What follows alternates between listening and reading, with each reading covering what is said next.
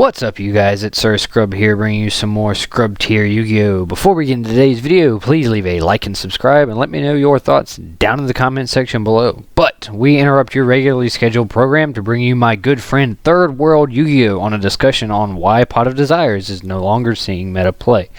A link to his channel will be down in the description. Please go over there and check him out and give him a sub and let him know Sir Scrub sent you. But most importantly, don't forget, be a scrub. Peace. Hey there, boys and girls and everyone in between, it's me, not 3rdWorldYGO. As you probably don't know me, I'll tell you that my name is Red and I run a channel called 3rdWorldYGO, which will probably be linked in the description of this video. My good friend 3rdWorldYGO gave me the opportunity to upload a video on his channel, so I'll thank him by honoring this channel's name and hating on Pot of Desires.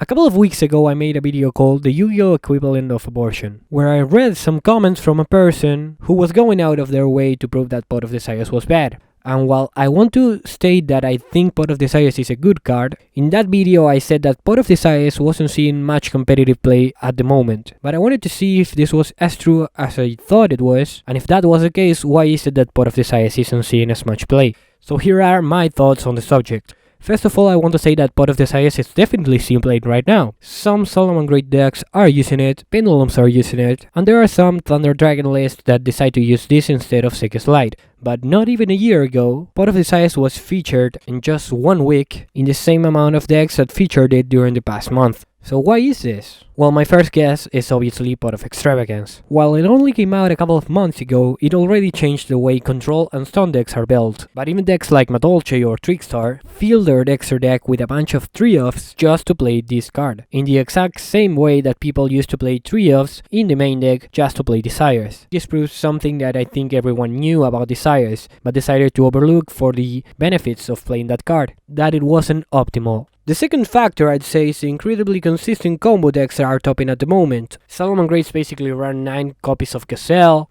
Orchids can start a combo with basically any 2 cards, and Thunder Dragons can run through 10, 15, even 20 of their cards if left uninterrupted.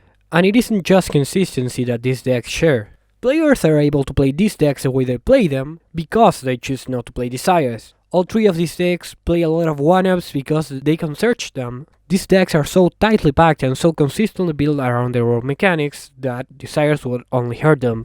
The third factor is dangers. Having almost free access to 12 Bastard Goblins with graveyard effects that also serve as link fodder gave older, slower decks a speed boost the likes of which they only saw when Desires was first released. Those decks that couldn't accommodate Pot of Extravagance found their path to modern Yu-Gi-Oh! Through dangers.